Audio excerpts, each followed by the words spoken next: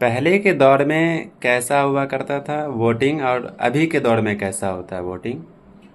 देखिए, ऐसा है कि हम लोगों के बचपना में जो वोटिंग होता था जिस दिन, उस दिन बड़ी गहमा गहमी होता था। उस दौर में पोलिंग एजेंट की बड़ी अहमियत थी अभी के बनिस्बत, इसलिए कि बड़े घरों की औरतें, यानी बड़े घर से मुराद पढ़े लिखे घर की औरतें हों या जमींदार की औरतें हों, वो वोट गिराने नहीं जाती थी। और गरीब तबका के कुछ ही औरतें वोटिंग करने के लिए बूथ तक जाया करती थी। ज़्यादातर मर्द ही वोट डाला करते थे। और कम्युनिकेशन का जहाँ तक मामला है, आज की तरह वो तेज़ नहीं था। तो फ्लाइंग स्क्वायर एक शब्द का इस्तेमाल होता है ऑफिसर्स के लिए।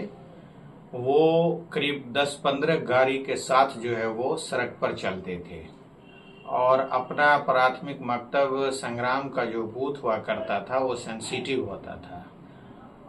चूंकि वो रास्ता के बगल में है, इसलिए ज़्यादातर अधिकारी वहाँ पर रुकते थे। एक मर्तबा की बात है कि अपने मोहल्ला के ही, जो अब इस दुनिया में नहीं है, अखलाक उर्फ मुन्ना, वो बेल बॉट और टी शर्ट अमिताभ बच्चन का जो स्टाइल था उसमें मलबूस, वो वोटिंग करने के बाद अपने घर की ओर आ रहे थे कि पुलिस ने उसको पकड़ लिया फ्लाइंग स्क्वायर ने।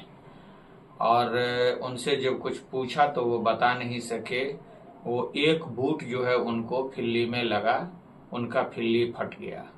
तो बच्चों के अंदर इस चीज़ की ज़बरदस्त चर्चा थी कि पुलिस का बूट कितना मजबूत होता है कि उसके लगते ही वो फट फाड़ भी देता है।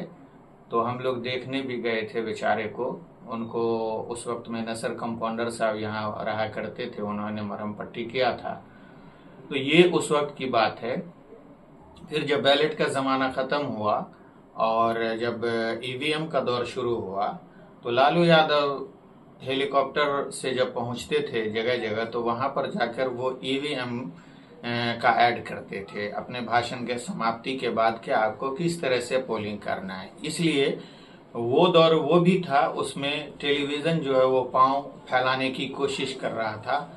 और रही बात सोशल मीडिया का, तो उसका तो दौर था ही नहीं, उसकी तो कल्पना ही नहीं थी। लेकिन धीरे धीरे इसमें प्रोग्रेस होते होते जब टी.एन. शेषन साहब ने पहचान पत्र का दौर चालू किया, उसके बाद जो है मतदाताओं के अंदर जबरदस्त परिवर्तन देखने को मिला, महिला पुरुष दोनों को। फिर कम्युनिकेशन हो गया, सड़क का भी कम्युनिकेशन हो गया और मीडिया का भी कम्युनिकेशन हो गया है, फोन के जरिए होने लगा, फिर मोबाइल का व्यवस्था हो गया। और नीतीश कुमार ने एक नारा दिया था, मुझे याद है मैं उस मीटिंग में था, पहले मतदान फिर जलपान। ये इशारा था औरतों की ओर। और उसके बाद औरतों ने 100% मतदान करने का निर्णय लिया, जो आज भी लगातार देखने को मिल रहा है। ये सिलसिला जो मैंने देखा है वो यही है कि बैलेट से शुरू होता है, ईवीएम तक पहुंचता है, और जहां महिला बूथ तक नहीं जाती थी, वहां महिला सबसे पहले लाइन में लगकर अपना वोट गिरा लेती है, फिर घर पर आकर खाना बनाती है। तो ये परिवर्तन है उस दौर का जो हमारा बचपना था, और अभी का जो दौर देख रहा हूँ, तो ये परिवर्तन देखने को मिलता है। ये सिर्फ जागरूकता है। वो दौर था जिसमें बूथ लूटिंग की बात होती थी, बूथ कैप्चरिंग की बात होती थी, दबंगई की बात होती थी। ये दौर है जहां पर इस तरह का कोई बात नहीं होता है।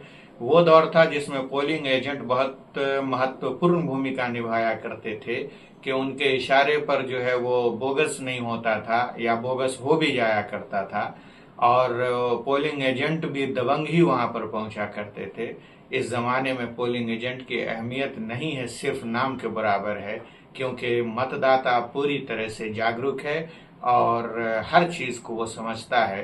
तो इसलिए आपने जो मुझसे पूछा, तो मैं सोचा कि इन सारी चीज़ों को बताते हुए एक बार फिर सभी मतदाताओं से अपील है कि आगामी 11 नवंबर को जो बिहार विधानसभा का मतदान होना है, उसमें अपने बूथ पर पहुंचें अपने लिए, समाज के लिए, राज्य के लिए और देश के निर्माण में योगदान देने के लिए एक कीमती और बहुमूल्य वोट इस अंगुल में निशान लगाने के बाद गिराएं और अपने आप को जिम्मेदार नागरिक होने का सबूत दें।